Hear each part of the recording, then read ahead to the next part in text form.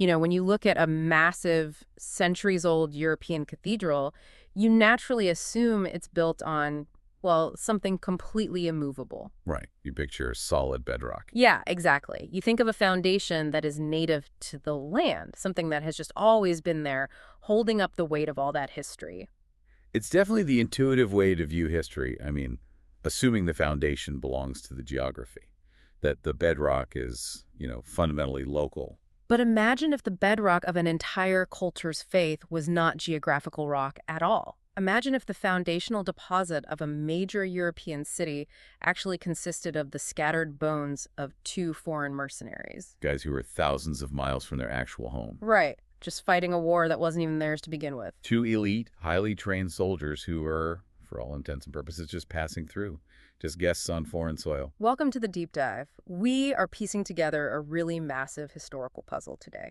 Over the last few days, we've been digging through a fascinating stack of material for you. Yeah, some great sources. We're talking excerpts from the Catholic Encyclopedia, Oxford University's Cult of Saints database, and some deeply detailed historical records from the 30 Giorni archives. It is a lot to get through. It really is. And our mission today is to trace this truly epic, century-spanning saga of two North African mercenaries who took on the Roman Empire. We're going to look at how empires attempt to mandate the private thoughts of their citizens, and how the conviction of just two individuals managed to outlast the greatest military superpower of the ancient world. Okay, let's unpack this, because the journey of these two men is just staggering. They start as elite killers for the Roman state, then they become defiant political prisoners. And it gets wilder. Right. Eventually, they become physical relics whose skulls are looted by medieval cavalry troops lost in a massive revolution and somehow, against all odds, end up sitting in a random Belgian antique shop 150 years later. To understand how a military execution turns into a centuries-long relic heist, we really have to start with who these men actually were, before all the myths surrounded them. So who were they? We're talking about two soldiers named Nabor, which is sometimes spelled Navor in the older texts, and his brother-in-arms, Felix. Nabor and Felix. Right. And later on, the famous Bishop Saint Ambrose of Milan would call them Milan martyrs. But he also referred to them using a very specific phrase. He called them guests of our soil. Guests of our soil. That phrase feels really loaded. It highlights that they absolutely did not belong there. So where were they actually from? They were Berbers. They hailed from the Roman province of Mauretania Caesariensis, which roughly corresponds to modern-day Algeria. Okay, so North Africa. Exactly. And the historical sources strongly suggest they belonged to the noble gens Mori family, or perhaps the Gaetuli tribe. The Gaetuli tribe. Tell us about them. Well, they were highly valued by the Roman state. They were a prime recruiting ground for the Roman military, basically providing auxiliary forces and mercenaries. I want to pause on that dynamic for a second. The Roman army recruiting from conquered or annexed provinces, because these two men, they weren't cloistered monks reading scripture all day. Definitely not. They were hardened soldiers stationed in Milan, serving under the Emperor Maximian. So they're essentially ancient foreign legionnaires, tough guys stationed far from their families, fighting for a paycheck, a pension, and perhaps a path to Roman citizenship. That is exactly the socioeconomic reality for them. The Roman army relied heavily on these provincial forces to maintain control over its vast territories, and Milan, at this time, was a massive military and administrative capital. Right, but here is where I struggle with the narrative a bit. How so? If Nabor and Felix are these highly trained, violent Roman mercenaries, fully integrated into the imperial war machine, how do they end up converting to a persecuted, pacifist, underground religion? It's a huge shift. Yeah, because at this point in history, Christianity is not the state religion. It is a dangerous, illicit sect. So how does an underground religion infiltrate an elite military barracks? Well, it really speaks to the unique mechanism of how ideas spread in the ancient world. A Roman military camp in a capital like Milan wasn't a monoculture. It was diverse. Incredibly cosmopolitan. It was effectively a melting pot of soldiers from Syria, Britain, North Africa, Gaul, and soldiers were constantly exchanging ideas, philosophies, and mystery cults. Like Mithraism, right. I know that was hugely popular in the army. Exactly like Mithraism, but according to the texts we have, Nabor and Felix were actually introduced to Christianity by a fellow comrade in arms, a guy named Victor. So it spreads laterally. Just soldier to soldier in the trenches. Precisely. It was a grassroots, completely secret subculture operating right under the noses of the generals. They found the teachings compelling and adopted the faith in secret. Which they managed to balance with their military duties for a time, right? Yeah, for a little while at least. Operating a secret subculture within the military is probably sustainable when the empire is stable. But the geopolitical climate shifts drastically. Around the turn of the 4th century, the emperors Diocletian and Maximian kick off what historians call the Great Persecution. A brutal period. Right. And they don't start by rounding up random civilians, which surprised me. They start with a massive purge of the army. Why target their own soldiers first? Because Diocletian and Maximian understood that if the military fractures, the whole empire falls. The state decides that having secret Christians in the ranks is an existential security threat. So they have to root them out. Exactly. So they implement a loyalty test. They demand that all soldiers prove their absolute allegiance to Rome by performing a public sacrifice to the traditional Roman gods. And this feels like the ultimate breaking point. The sources describe the moment vividly. Nabor and Felix refuse the order. The text says they laid down their arms, bent their necks. They just walked away. Yeah, they desert their posts, fully knowing the consequences. They're immediately arrested, brought directly before Emperor Maximian in the circus, and thrown into a jail near the Porta Ticinensis in Milan. And it wasn't just a holding cell. No, it was 12 days with absolutely no bread or water. And just to break their psychology even further, they are transferred to another jail near the Porta Romana for 5 more days of starvation. The physical deprivation was a calculated interrogation tactic. The state didn't necessarily want to kill them right away. They wanted a public example. Right. The state wanted to break them publicly, to show the other soldiers what happens when you defy the emperor. Now, put yourself in the shoes of a Roman general for a second, looking at these 2 starving soldiers. From a purely pragmatic standpoint, I have to ask, why didn't Nabor and Felix just fake it? Like, just go through the motions. Yeah. Toss a little incense on the pagan altar, cross your fingers behind your back, and go back to your barracks.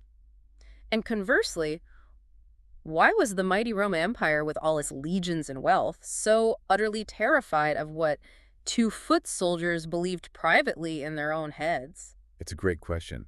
To understand that, we have to explain the mechanism of the imperial cult and the concept of Pax Deorum, the peace of the gods. Okay, lay that out for us. So this wasn't a society with the separation of church and state. Diocletian and Maximian had styled themselves as Iovius and Herculeus. Meaning they associated themselves literally with Jupiter and Hercules. Exactly. They claimed their authority to rule came directly from this divine adoption. So questioning the religion is fundamentally questioning the emperor's right to sit on the throne. It goes even deeper than that. Think of it less like a Sunday school theological disagreement and more like a modern totalitarian regime. Refusing to salute the flag or sing the anthem is an act of treason. Right. It's a political act. Furthermore, the state diviners, the people who read the omens to predict the future and guide state policy, they believed that the presence of Christians actually silenced the pagan oracles. Wait, really? They thought the Christians were blocking their communication with their gods. Yes, the Romans called this Christian refusal atheism. And they truly believed this atheism disrupted the cosmic order. Oh, wow. If the gods were angry because soldiers weren't sacrificing, well, the gods might let barbarian armies cross the borders and destroy Rome. So to a Roman magistrate, Nabor and Felix aren't just religious dissidents. They're a direct national security threat. Exactly, compromising the cosmic defense of the empire. That completely changes the framing. The starvation in the jails isn't just cruelty, it's an attempt to force a confession of state loyalty. But the starvation completely fails to break them. It really backfires. It does. Instead, it leads to a highly public, deeply intense theological showdown. They are brought out of the dungeon, weak and starving, and interrogated by a top imperial advisor named Anolinus. And Anolinus gives them one last chance, worship Jupiter or die. But Felix doesn't just quietly decline. He launches a blistering counterattack. The text says he looks at this powerful Roman official and calls the god Jupiter an adulterer, a rapist, and a parricide. Yeah, he really went for it. And then he warns Anolinus that these Roman gods are going to lead the entire empire into eternal fire. I mean, that is an astonishing level of insubordination. It's like pulling the pin on a verbal grenade. It is a staggering moment of defiance. But as historical analysts, we need to look at how this narrative functions. What's fascinating here is that the accounts we are reading belong to a specific literary genre. Right, the epic martyrdom. Exactly, which became highly popular in the 5th and 6th centuries. Meaning the exact transcript of this trial might have been embellished later on. Yes, probably. Writers reconstructing these courtroom dialogues decades or centuries later. Whether Felix used those exact, highly polished theological insults is less important than what the text was designed to do. Which was what exactly? These epic martyrdoms weren't written just to record dry history. They were written to give early Christians a blueprint for intellectual bravery. They modeled how a believer should stand up and speak absolute truth to absolute state power. It's a weaponized narrative. It teaches the next generation of Christians that even if you are in chains, you can still put the empire on trial. Perfectly said. But that verbal defiance sends Anulinus into an absolute rage. The sources say he literally tears his tunic and orders the brothers to be thrown directly into a fire. Now, here is where the historical text shifts abruptly into the supernatural. The mystical elements, yeah. According to the accounts, they emerge from the flames completely unharmed. And the failure of the fire forces the Romans to shift their execution strategy.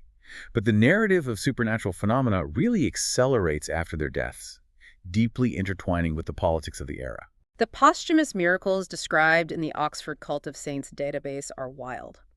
Saint Ambrose, who later becomes the highly influential Bishop of Milan, discovers the lost bodies of 2 other martyrs right near the resting place of Nabor and Felix. So their graves become this massive hub. Right. The basilica becomes a huge pilgrimage site. The texts describe a blind man named Severus touching the garments of the martyrs and instantly regaining his sight. They describe people possessed by unclean spirits being brought to the graves, and the demons inside them crying out, "We know you are martyrs." This raises an important question, though, because those miracles were not just spiritual events.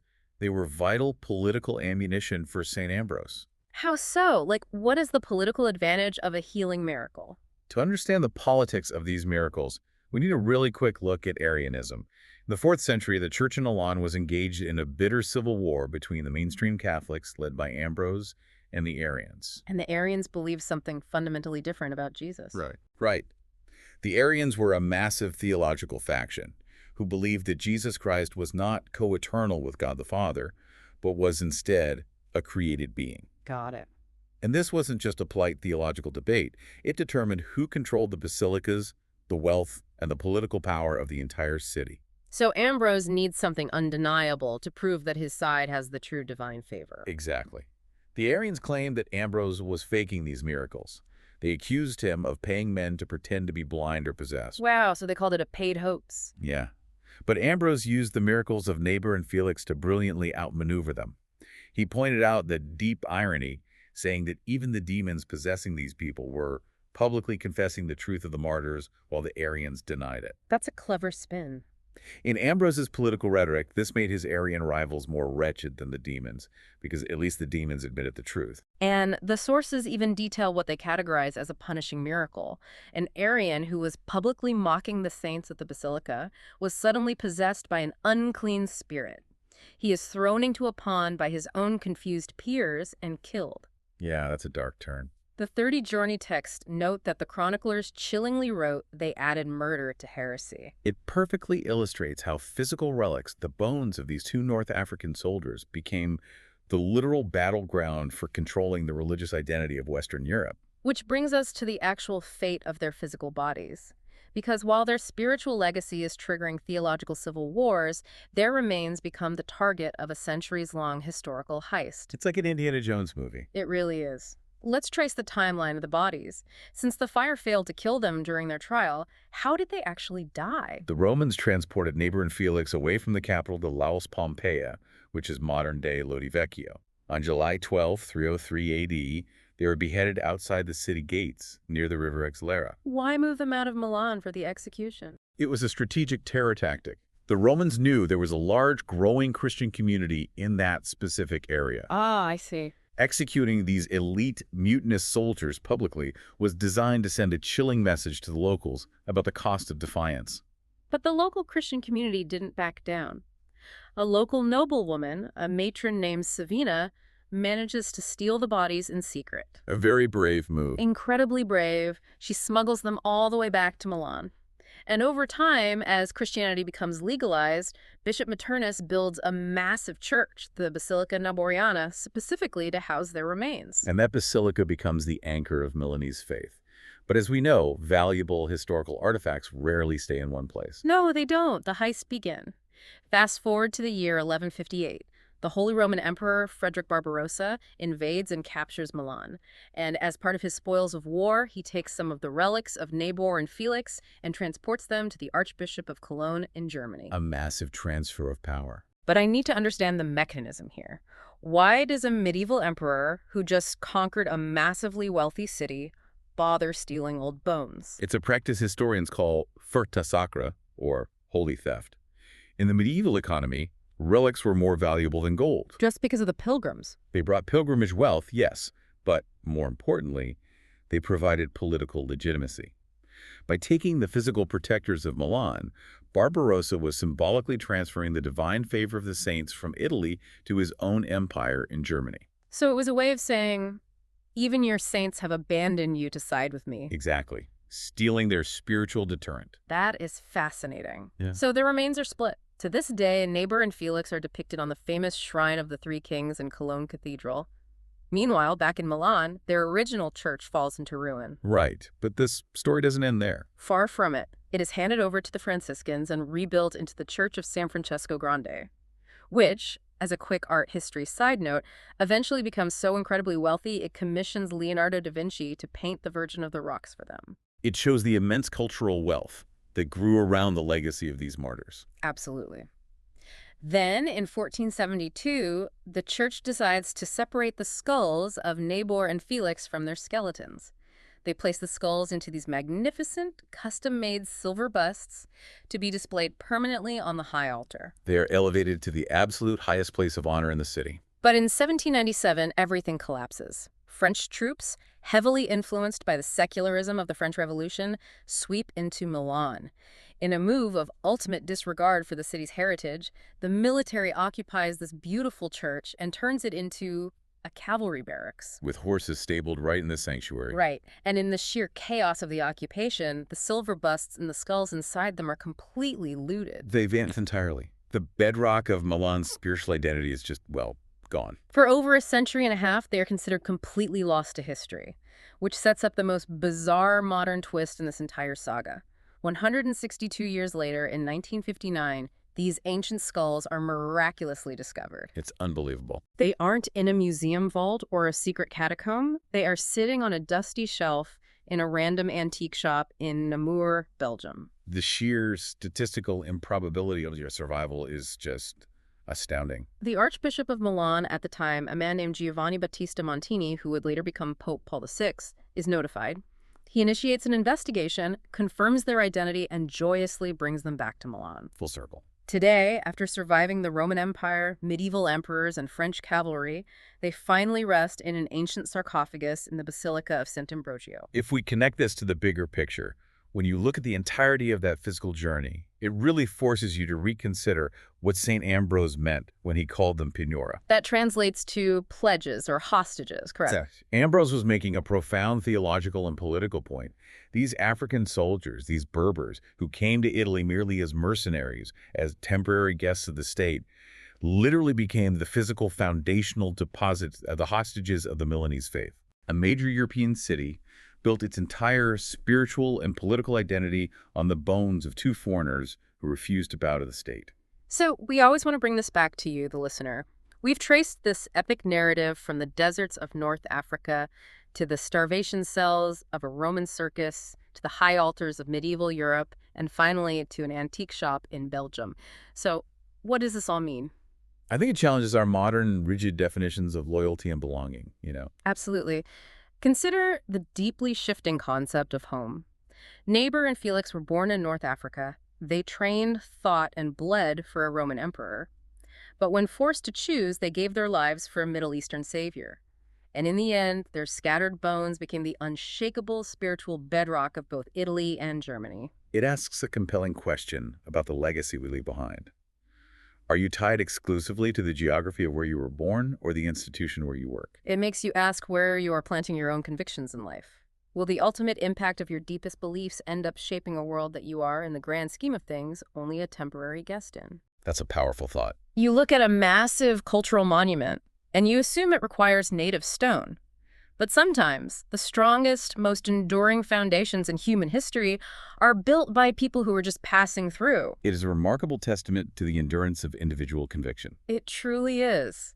Thank you for joining us on this deep dive into the archives today. Keep digging into history, keep questioning the bedrock of what you know, and we will see you on the next deep dive.